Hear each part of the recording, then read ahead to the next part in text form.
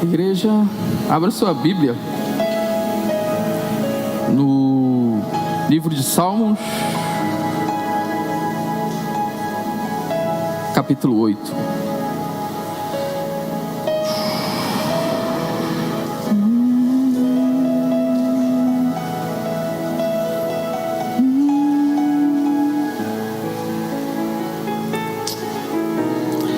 A nossa base bíblica hoje, ela vai estar baseada no livro de João, no capítulo 17, no versículo 22 e no Salmo 8, tá? Então vocês já separem aí, deixem marcado na Bíblia de vocês. A gente vai estar falando de outras coisas, vamos estar entrando em outros textos, mas a base vai estar ligada realmente a esses dois textos.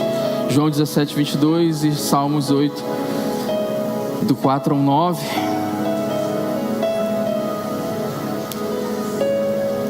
Amém? Então vamos lá. Salmos 8, 4 diz assim: quem são os simples mortais para que pensem neles? Quem são os seres humanos para que com eles te importes? E no entanto, os fizestes apenas um pouco menores que Deus e os coroaste de glória e honra. Tu os encarregaste de tudo que criaste e puseste sobre a autoridade deles todas as coisas, os rebanhos, o gado, todos os animais selvagens, as aves do céu, os peixes do mar e tudo que percorre as correntes do oceano.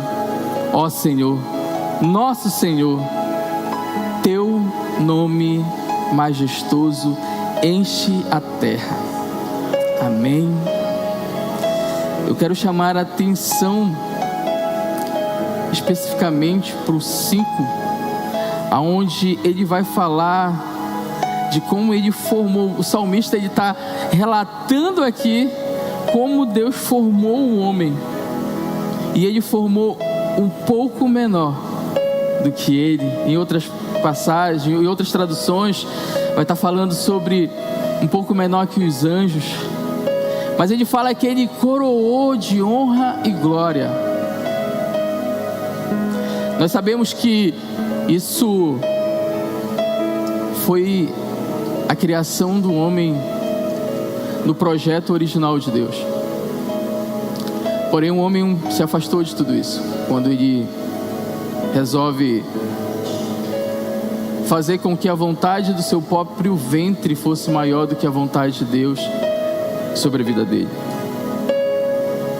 Então, sobre nós, precisamos ter uma consciência sobre o que está descrito aqui nesse salmo, que nós precisamos tomar uma posição, que é de ter um relacionamento com Deus, é saber que sobre nós há uma divindade, há um Deus todo-poderoso, e compreendermos que nós somos menores do que tudo que há nos céus. Mas sobre nós há um domínio que foi dado por Ele sobre a terra. Agora vá lá para João 17, 22.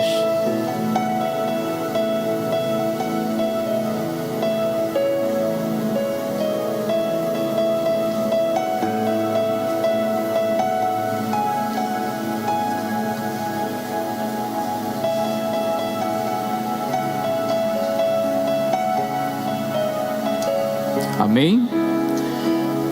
Sabemos que o Senhor Jesus, Ele divide a glória dele conosco. E Ele não só divide, como esse texto lá da oração sacerdotal, onde Jesus, um pouco antes de ser entregue para ser crucificado, Ele reúne os seus discípulos e ora com Ele.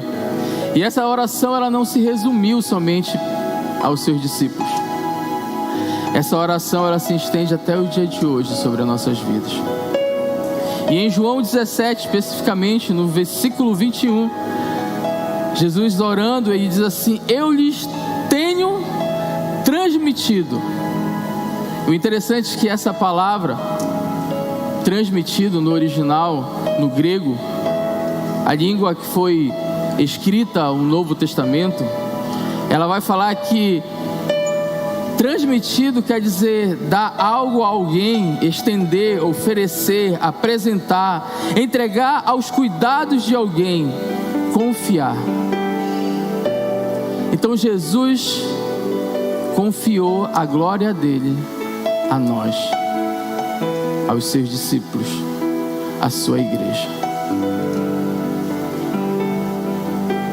Sem dúvida isso se refere a algo muito mais importante, porque continuando ele vai dizer: eu tenho de transmitido a glória que me deste dado, para que sejam um como nós somos um. Então essa glória não está sobre nós porque Jesus achou a gente legal, ou que nós iríamos fazer tudo aquilo que realmente Ele queria que nós fizéssemos como discípulos. Mas antes de tudo, Ele queria que nós sejamos um, assim como Ele é um com o Pai.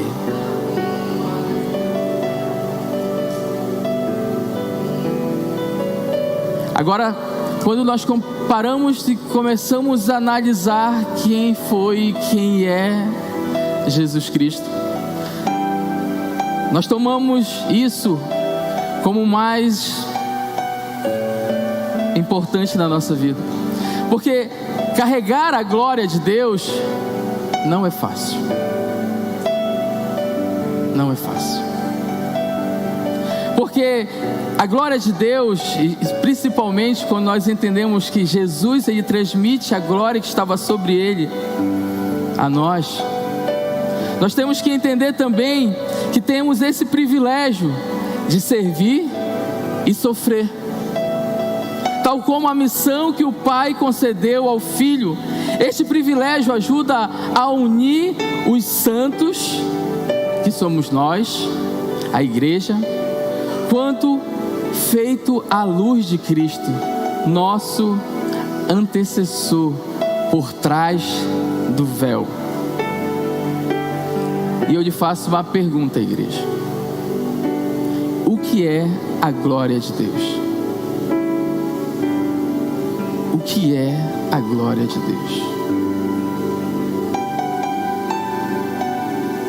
O que você entende como a glória de Deus? Quando nós oramos, seja feita a tua vontade, toda honra e toda glória. Senhor, vem e derrama a tua glória. Glorificado seja o teu santo nome.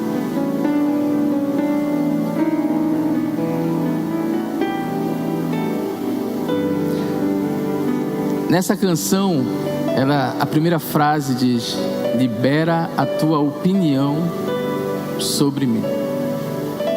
E o que é a opinião de Deus? Vocês já se pararam para perguntar?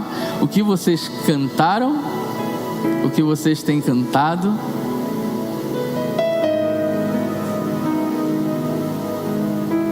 Primeira vez que eu ouvi sobre esse termo, a glória, a opinião de Deus,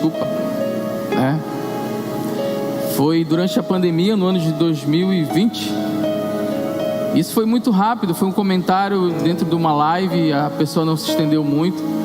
Mas desde então também eu não fui buscar me aprofundar do que de fato ele falava, mas eu me lembro que a frase que ele tinha falado assim: um dia eu ouvi de um grande ministrante americano, e ele falava que a glória de Deus é a opinião dele sobre o seu povo. E na hora eu falei assim: cara, faz sentido, mas também deixei quieto. Recentemente, há algum tempo atrás, ninguém aqui é imbatível, tive uns dias difíceis, dias ruins, dias qual a gente pensa em desistir. E há quase 3 meses a gente iniciou um turno de oração que é das 6 às 7. E meu parceiro ali, irmão Edivaldo, que esse dia estava batido, e o meu amado irmão Márcio ali, que tem composto, E a Irlanda sempre, quando pode, estamos aqui. E eu me lembro que eu cheguei aqui, eu falei, não, eu vou porque não é o que está sobre mim, mas é o que me move. E eu cheguei aqui meio jururu, cabisbaixo, e coloquei aqui a nossa caixinha que está aqui escondida.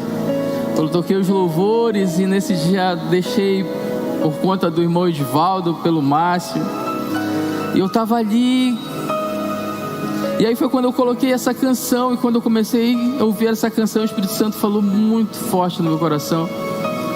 E ele falou, cara, não é do jeito que tu tá pensando. Eu tenho muito mais, é muito maior do que tu pode imaginar, pensar. Vive aquilo que eu tenho sobre a tua vida. Vive aquilo que eu tenho sobre a vida da minha igreja. Vive aquilo que tu foste chamado, que nós fomos chamados para viver como igreja. Vive a minha opinião. E a segunda frase vai dizer assim: a tua voz me faz permanecer. O que é a glória de Deus? Sabemos tão pouco desse assunto, até pensamos em força, em um esplendor, em um cosmo. A glória é um assunto muito elevado para nossas mentes falidas. E então, vamos pesquisar, né? Vamos tentar buscar nos textos originais e entender melhor por que eu posso dizer que a glória de Deus é a opinião dele sobre a igreja. A língua grega, assim também como a hebraica, ela tem vários significados, né? Por ser uma língua polissêmia, né? Que é uma língua que as suas palavras possuem vários significados. Então a palavra em si, né, ela vai carregar uma raiz em si sobre essa palavra, que vai nos trazendo a profundidade da palavra em si, que muitas vezes é traduzida na nossa língua, né, que recebeu tantas, né, versões, a nossa Bíblia em si. Mas a glória no hebraico, na raiz da palavra, que é a palavra do hebraico, primeiramente, até chegar de fato na tradução grega, eu preciso falar para vocês da tradução hebraica, que é uma palavra já bem até conhecida, né, dita em nosso meio com um termo hebraico, que a raiz dela em si é a kaved ou kabad, né, que quer dizer pesado, honrado, peso. Porém, a mesma palavra, que é a kaved, ela pode ser nos dado com um significado, que isso é muito interessante, de fígado. Sim, fígado, o órgão humano. E eu falei, cara, o que tem a ver uma coisa com outra, né? O que tem a ver pesado, glória de Deus, com fígado, cara? E aí eu fui pesquisar mais, né? Eu falo assim, eu cheguei com a Cleide e falei assim, sabe? Se quando o pastor chegasse comigo e falou, ó, tu vai ministrar dia tal, e aí falasse o tema é esse, eu tinha dado para trás. Eu tinha falado, não, pastor, esse não. Pula, porque isso aí é complicado demais. Mas, gente, tem 2 meses, basicamente, que o pastor falou a primeira vez comigo, o apóstolo, que eu ia estar ministrando. E veio temas, e veio ministrações já que eu já tinha pronta. E aí, nesse período, como vocês viram, várias outras pessoas, né, a Cátia, o Jean, pessoas que normalmente, né, quase não se ministra assim durante, né, os nossos cultos. E eles vinham trazendo sempre algo que Deus estava falando comigo. E eu falei, cara, mudei. Mas no mesmo tempo eu falei assim, estou testificando tudo aquilo. E aí Deus começou desde esse dia, onde eu relatei para vocês da experiência com essa canção, e Ele começou a trazer, e Ele começou a me orientar, e eu basicamente, eu posso dizer para vocês que eu acho muito legal quando o nosso apóstolo vem e fala assim, no original da palavra, e cara, eu falo, de onde ele acha isso? Porque eu não encontro isso. Eu tento, mas eu não acho de onde é que vem essas fontes. E assim, Deus me deu, sem muito esforço, as ferramentas, e foi aplicativo, e foi site, cara, e assim, que fazia as concordâncias, e eu falei, cara, que maravilhoso. E aí, quando te pega a palavra pesado, entende que essa palavra tem a raiz que é fígado. E o que é o fígado? De uma maneira geral, né? Qual o papel do fígado no corpo humano, né? De uma maneira sintética, ele ajuda no processo digestivo e filtra o sangue. Ele filtra o sangue. Há uma canção bem mais antiga, eu não sei se todos conhecem, ele nem é brasileiro, vem com o peso da tua glória. E eu me lembro que eu mesmo cantei, e muitos aqui, os mais antigos, cantaram e cantam até hoje diversas vezes. Vem com o peso da tua glória. Espírito do vivo Deus, vem com o peso da tua glória. Espírito do vivo, vem com o peso da tua glória. Exatamente. A glória de Deus, ela não é tão simples como a gente pensa, como ela é pesada. Mas como um filtro, ela filtra aquilo que não é a vontade dele na nossa vida. Sim. Mas Cristian, onde é que entra a opinião de Deus em tudo isso aí?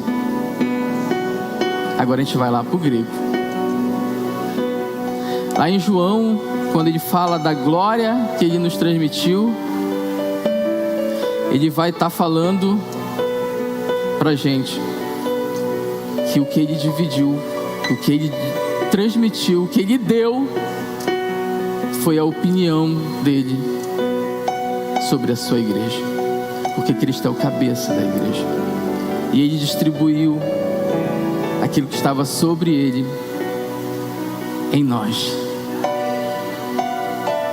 Portanto, nossa base principal, como eu tenho falado, é João 17, 22. Sabemos que o Novo Testamento foi escrito na língua grega, ou em um dialeto grego chamado koinete. Koine. Eu sou meio ruim com essas palavras difíceis mesmo. A palavra no original grego é doxa, com o significado de opinião.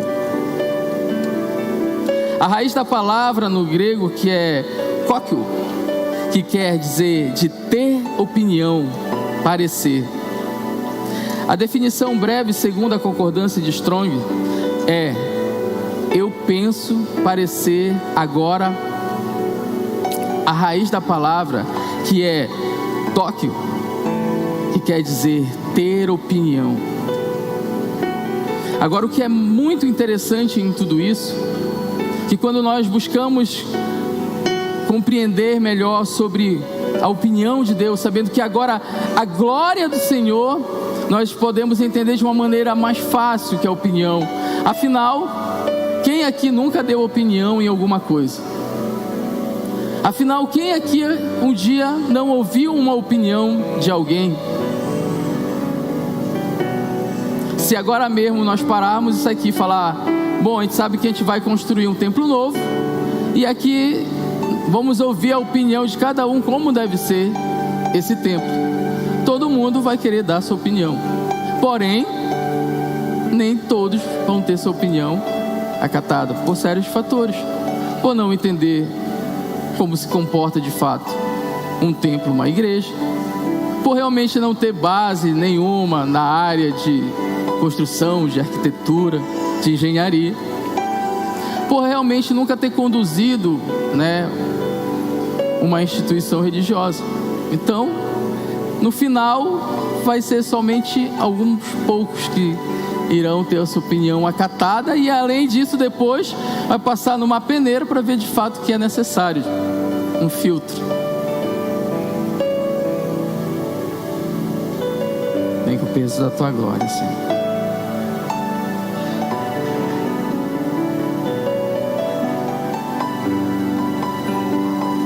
Então, queridos, no secular, as coisas se funcionam desse jeito sobre a opinião. Porém, quando nós falamos da opinião de Deus, quando nós ouvimos a palavra opinião, que é a glória de Deus, não temos escolha. Não há incerteza na opinião de Deus. Não há aquele que diga assim: ó Deus, ó Jesus, peraí, não é bem assim, cara. Tudo bem que é a tua opinião, mas eu acho que eu posso fazer desse jeito. Não. Porque a opinião dele é pesada. É a opinião dele que nos move. Sabe o povo no Egito? A nuvem. Como era a nuvem? A nuvem era a nuvem de glória, né? O que havia na nuvem que eles falavam? A glória de Deus. E o que a nuvem fazia?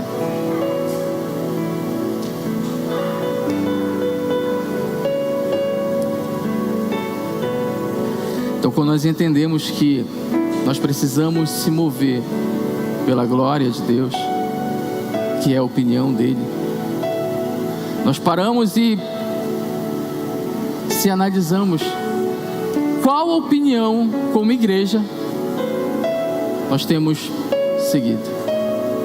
Qual opinião como igreja nós temos vivido realmente? Qual opinião tem nos interessado? Se é a opinião do mundo, ou se é a opinião daquele que nos chamou, nos separou, nos chamou de povo santo, de povo escolhido.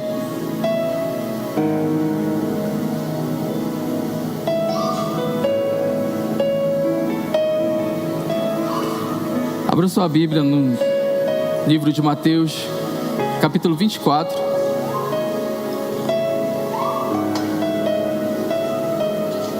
Lá no verso 44.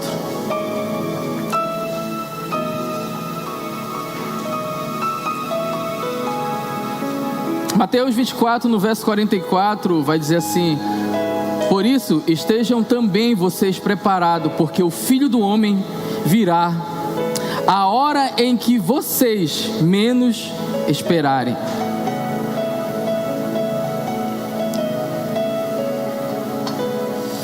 Agora, um texto paralelo e um pouco mais aprofundado de Mateus 24, 44, está lá em Lucas 12, 40, e a gente vai ler até o 50. Lucas 12, 40, e lemos até o 50. Estejam também sempre preparados, pois o Filho do Homem virá quanto menos espera. Então Pedro perguntou: Senhor, essa ilustração se aplica apenas a nós ou a todos? O Senhor respondeu: ó servo fiel, o servo fiel é sensato, o servo fiel e sensato é aquele que quem o Senhor encarrega de chefiar os demais servos da casa e alimentá-los. Se o Senhor voltar e constatar que seu servo fez um bom trabalho, eu lhes digo a verdade, ele colocará todos os seus bens sobre os cuidados desse servo. O que acontecerá, porém, se o servo pensar, meu senhor não voltará tão cedo, e começa a espancar os outros servos, a comer e a beber e a se embriagar? O senhor desse servo voltará em um dia em que não se espera e em hora que não se conhece. Cortará o servo ao meio e lhe dará o mesmo destino dos incrédulos.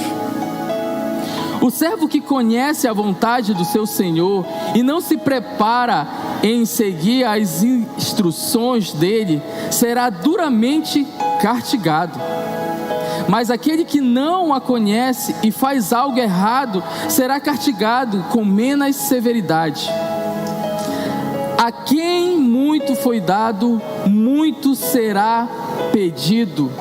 E a quem muito foi confiado, ainda mais será exigido. o que Jesus deu a nós quando ele orou? A sua glória, a sua opinião. Jesus finaliza dizendo assim: eu vim para incendiar a terra e gostaria que já estivesse em chamas. No entanto, tenho de passar por um batismo e estou angustiado até que ele se realize. Jesus, sobre a vida dele, havia a opinião do seu Pai, que hoje é o nosso Pai. Jesus saiu da posição de unigênito para assumir uma posição de primogênito,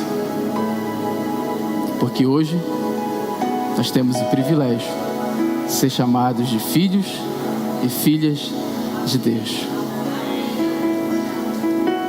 Mas sobre nós há uma grande responsabilidade, pois a quem muito foi dado, muito será pedido, e a quem muito foi confiado, ainda mais será exigido. Quando eu preparava essa ministração e quando eu cheguei nesse texto, eu parei, porque pesou muito. Sabe, igreja, quando nós passamos a viver e a compreender quem é Cristo em nossa vida, e passamos a viver uma vida onde Ele é o suficiente, sabe? Onde Ele realmente tem trago sobre nós tudo que é necessário, e nós entendemos que, mesmo não merecendo, Ele faz tudo como nós não conseguimos nem imaginar. Em Lucas 11, tem um texto que há um tempo eu carrego ele comigo, porque quando eu entendi o que era o avivamento, quando eu compreendi a necessidade de viver esse avivamento, isso veio sobre a minha vida de uma maneira assim que eu parei e falei, cara, então estou remando para o lado errado. Estou remando para o lado errado, cara. E eu falei, Senhor, que eu possa realmente não somente gastar tempo pedindo um avivamento, mas que eu venha buscar esse avivamento, que eu venha procurar por esse avivamento, que eu venha bater na tua porta, ao ponto de, se não for pela amizade, mas ser pela importunação, pelo muito persistir.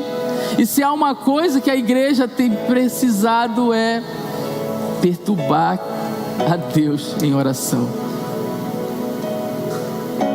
Quando nós vamos para a história da igreja, nós estudamos um pouco do avivamento da igreja, cara, nós vemos coisas surpreendentes do que a igreja já fez.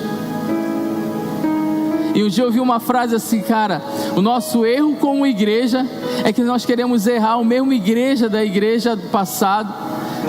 Se a gente pode aprender com os erros deles e errar com os nossos erros novos.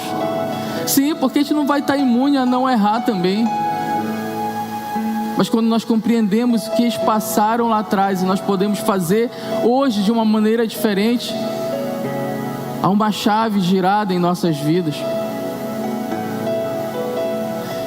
Lucas 11:5 vai dizer assim: e ele prosseguiu: suponha que vocês fossem à casa de um amigo à meia-noite para pedir 3 pães, dizendo: o amigo me acaba de chegar para visitar e não tenho nada para lhe oferecer. E ele responde lá de dentro: não me perturbe, a porta já está trancada e a minha família e eu já estamos deitados. O muito interessante é que a gente fala assim, cara, pô, mas vai lá, cara, te levanta rapidinho e dá os pães pro cara, né? E então a gente foi entender, Porque ele fala assim, cara, não me perturbe, né? Eu já estou deitado, eu e a minha família. E o interessante é que naquela época, né, não se havia camas. Então, como era feito? Desculpa, não havia quartos, né? Então era um compartimento só, na maioria das vezes as casas. Então, na hora de dormir, eram estendindo esteiras no chão e normalmente havia uma cama que era do casal. Então, o casal ficava encostado na parede, os filhos ficavam mais próximos da porta, dormindo sobre as esteiras. Então, se ele se levantasse para atender o pedido do amigo, ele teria que incomodar e acordar os seus filhos. Então, ele fala, cara, não me perturba, vai embora, porque já estou deitado, eu e a minha família. E assim, né, a palavra vai continuar, e a porta já está trancada, e a minha família e eu já estamos deitados, não posso ajudá-lo. E eu lhes digo que, embora ele não o faça por amizade, se você continuar a bater a porta, ele se levantará e lhe dará o que precisa, por causa da sua persistência.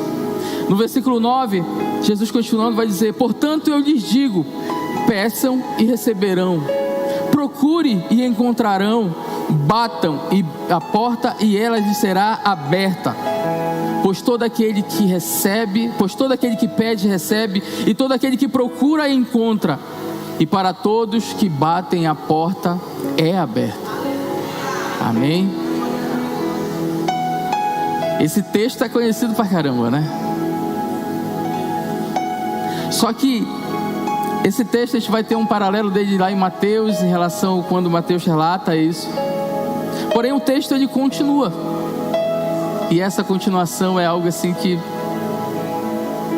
queima, arde, reboliça aqui dentro toda vez que eu leio ela. 11 diz assim, vocês que são pais, respondam, se o seu filho lhe pedir um peixe, você lhe dará uma cobra? Ou se ele lhe pedir um ovo, você dará um escorpião? Portanto, se vocês que são pecadores, em outra tradução mais vai dizer, sabem como dar bons presentes a seus filhos. Quem gosta de ganhar presente aqui, gente? Amém? Tem alguém que não gosta? Sério, tem alguém que não gosta? Me diz aí, porque para mim não dá presente para você. Ninguém gosta, né? Todo mundo gosta de ganhar presente, principalmente quando é um presente que foi pedido.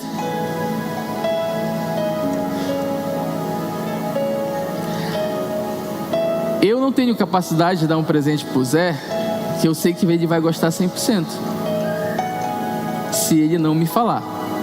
Mas se eu querer, vou olhar aqui o perfil do Zé, eu acho que ele gosta disso, pouco provável eu acertar. Mas se ele me diz como ele quer, eu acerto. Verdade? Simples, né? A palavra de Deus vai dizer que nós não sabemos pedir, né? Não sabemos, e o Paulo vai dizer em Romanos que nós nem sabemos orar. Será que nós temos pedido realmente o presente certo para Deus? Porque ele vai continuar no 12, no 13, assim, portanto, se vocês que são pecadores não sabem dar bons presentes aos seus filhos, e ele vai finalizar assim, quanto mais seu Pai do céu dará a você o Espírito Santo aos que pedirem. Agora eu falo para vocês, igreja, quanto vocês têm pedido, quanto nós temos pedido do Espírito Santo sobre as nossas vidas, quanto nós temos buscado, quanto nós temos batido nessa porta, quanto nós temos importunado a Deus, incomodado a Ele, para que Ele venha realmente com um derramado do Espírito Santo, assim como foi em Pentecoste, assim como foi em outros dias de avivamento, na famosa Rua Azusa, em Los Angeles.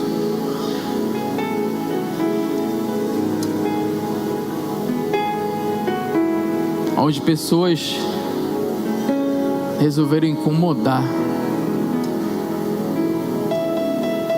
a Deus.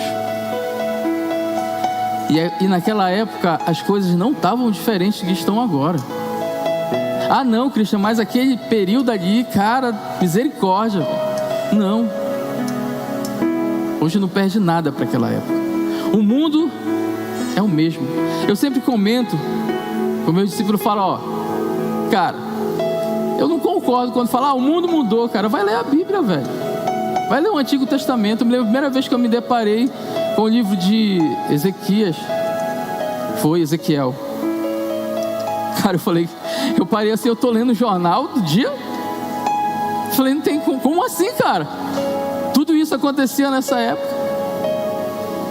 E eu falo para eles, cara, sabe o que mudou? A proporção. Só a proporção. Mas as coisas continuam ainda mais como eram naquele tempo. Cara, hoje mesmo, antes de a gente sair para aqui para a igreja, eu ouvi algo assim, cara, que partiu meu coração, assim. Como as coisas têm acontecido aqui, nesse mesmo ambiente, em outros lugares. Coisas que, cara, eu garanto para vocês que não era para acontecer como igreja. Mas tem acontecido tanto aqui nesses ambientes como lá fora. É um assunto muito delicado e é um assunto que não é assim que a gente se compartilha. Mas, cara, foi algo muito triste para mim. Ver aquilo, saber que aquilo acontece. E aí aquilo abre os nossos olhos, porque se está acontecendo lá, porque não pode estar acontecendo aqui. E aí eu falo para vocês, cara, o que a gente tem feito como corpo de Cristo? O que a gente tem buscado, o que a gente tem pedido como filhos de Deus? Aonde nós temos depositado verdadeiramente a nossa fé? Será que é só para buscar aquilo que eu sei que Deus pode me dar? Eu sei que Ele tem o melhor para mim, sim. Mas eu sei realmente o que é o melhor de Deus para a minha vida? Será que nós temos essa propriedade de dizer, cara, eu sei o que é o melhor de Deus para mim?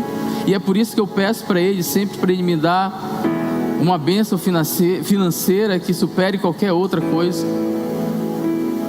Eu não estou dizendo que isso não pode ser pedido, cara. Mas isso não pode ser a essência do nosso viver aqui. Sabe? A glória de Deus, ela não é uma unção. Não. Eu não posso comparar a glória de Deus com uma unção. A unção é para endireitar aquilo que está fora da vontade de Deus. A glória de Deus tem um papel de consolidar aquilo que Cristo tem para seu povo, sua igreja. Ela se manifesta para revelar o que está no alinhamento correto de Deus.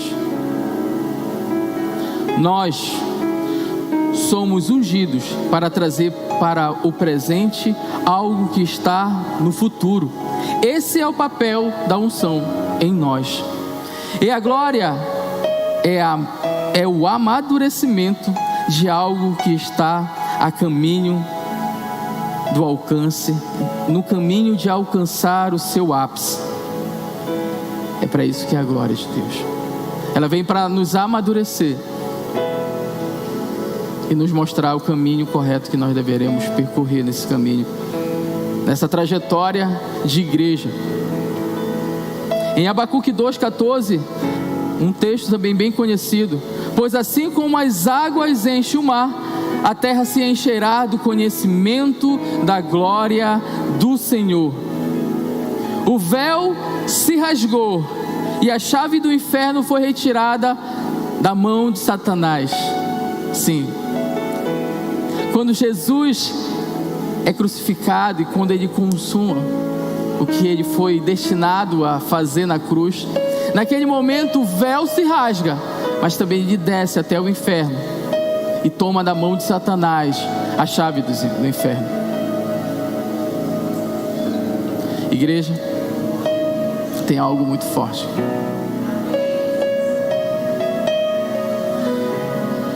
A palavra de Deus diz que o inferno não prevalecerá contra a igreja. E quem é a igreja? Amém? Então o véu se rasga quando o véu se rasga, a gente tem o livre acesso aonde, gente? Aonde? Ao Pai. Beleza? Quando o véu se rasga, nós temos o livre acesso ao Pai.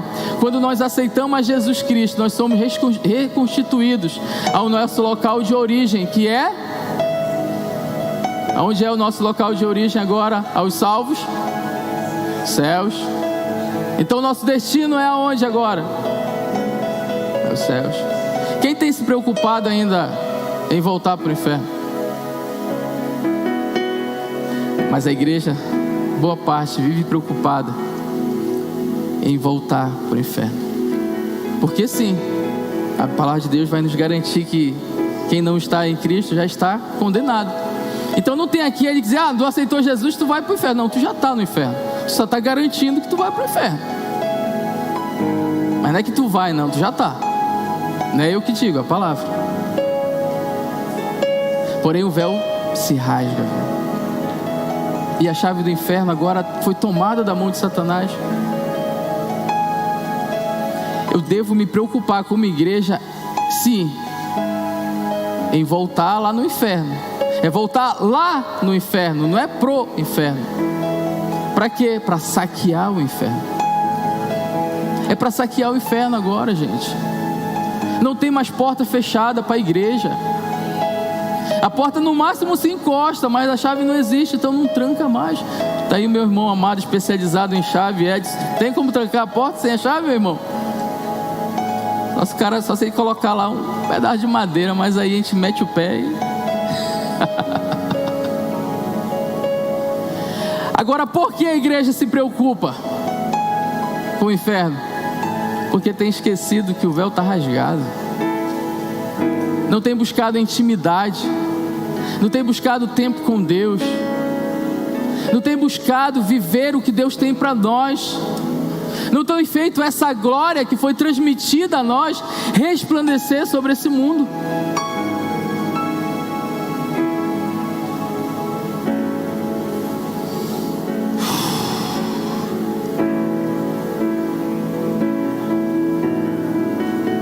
Não podemos mais viver pelas próprias opiniões como igreja. Afinal, temos sobre nós um cabeça que é Cristo, que é o Senhor Jesus, o Filho de Deus. Precisamos se posicionar como um corpo, como filhos que somos. Não temos mais que perder tempo. O fim está próximo. Clamamos Maranata, cantamos Maranata, mas expressamos com nossas vidas sem pressa. Quantos estão me entendendo? Clamamos, Senhor, ora vem, mas estamos expressando, mas não com pressa. Calma aí que ainda eu tenho que conquistar o meu sonho. Eu ainda preciso viver aquilo que um dia eu sonhei lá na minha infância, que eu teria uma família. É projeto de Deus, sim.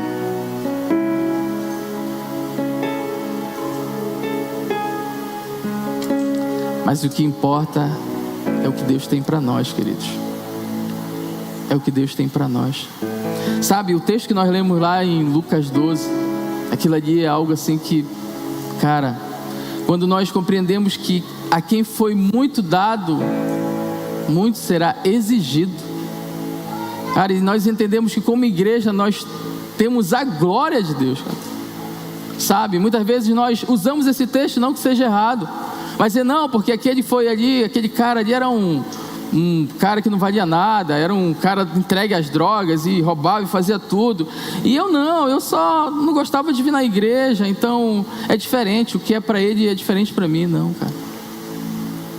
Sabe? O mais interessante é que quando nós vamos compreender um pouco do texto de João 17, versículo 22, que vai falar assim, que isso é um papel. Qual é o papel? É de unir, cara. Este é o privilégio de ajudar a unir os santos, quanto feito à luz de Deus, quanto feito à luz de Cristo. que veio ser o nosso antecessor atrás do véu.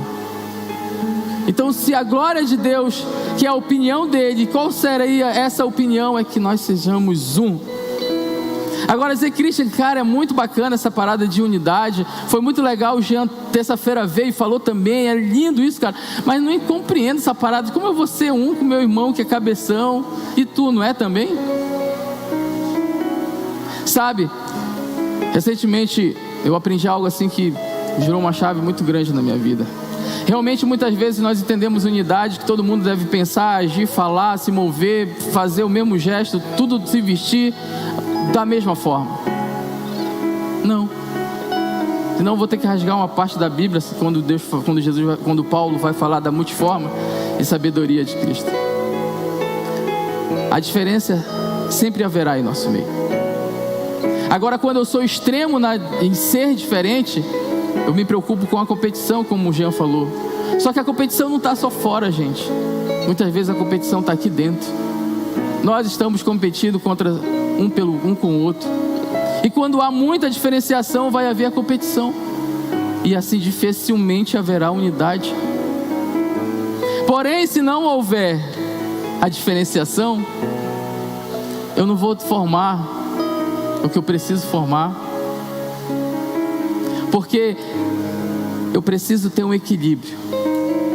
Quando também não há nenhum e nem outro, se houver só unidade, eu vou formar clone. A gente vai começar a copiar alguém aqui em nosso meio. Porque seria muito bom se a gente olhasse só para Cristo e copiasse só Cristo. Mas não, a gente vai ter que ter uma referência, porque nós sempre buscamos referência em tudo que nós fazemos. Tudo, eu vou buscar uma referência em alguém. Então, se eu não compreender que eu preciso sim, através daquilo que Deus, daquele presente, do dom que Ele me deu, buscar fazer algo que eu preciso fazer no meio da igreja. Por isso que Ele divide dons no meio da sua igreja. Por isso que é necessário que vários dons em meio da igreja existam. Para a edificação do corpo. Para a edificação do corpo. Agora, quando eu não me preocupo em ser diferente, em querer ser único a qualquer preço, eu estou formando um clone. Mas se eu não tenho nenhum e nem outro, eu vou ser só um consumidor. Ah, não, não estou nem aí para quem quer ser diferente, ou para quem quer entender que a igreja precisa viver em união. Eu quero ir lá, curtir o culto, ouvir um louvorzinho, ouvir a palavra do apóstolo e sair de lá renovado para viver uma outra semana. Eu posso ser um consumidor, cara.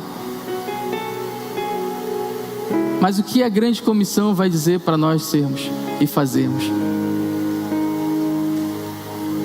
Ide e fazer discípulos. Então, se a gente não compreende a necessidade de ser um, nós não compreendemos a necessidade de ser discípulos. A glória é a opinião de Deus. A glória de Cristo é a opinião dele sobre as nossas vidas. Como diz o nosso querido pastor Luciano Subirá, quem um dia não quis falar essa mesma coisa? Vamos ficar de pé para parecer que está acabando. Vamos lá, igreja? Vamos ficar de pé?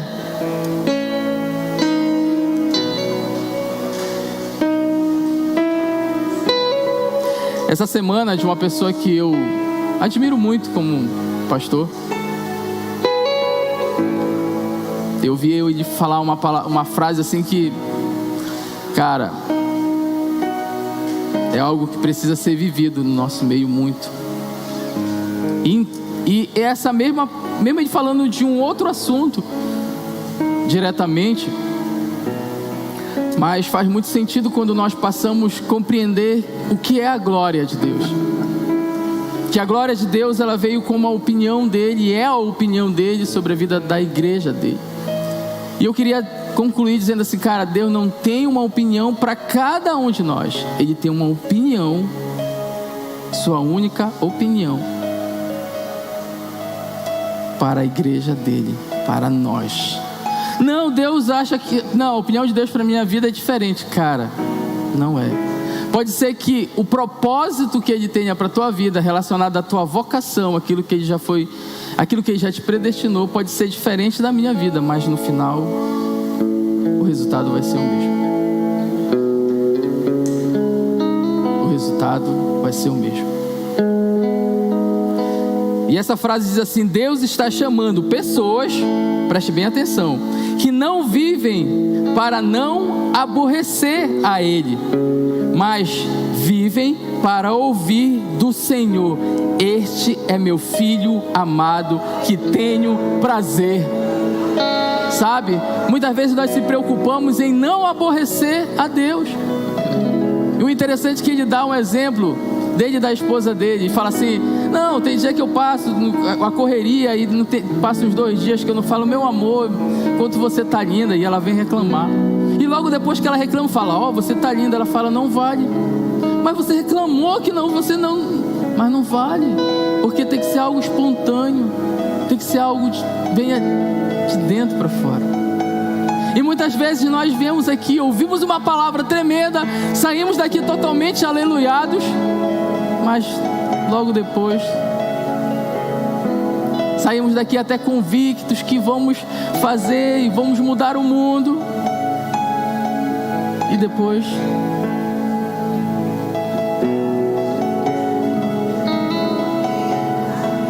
amém? Aleluia. Então que realmente nós possamos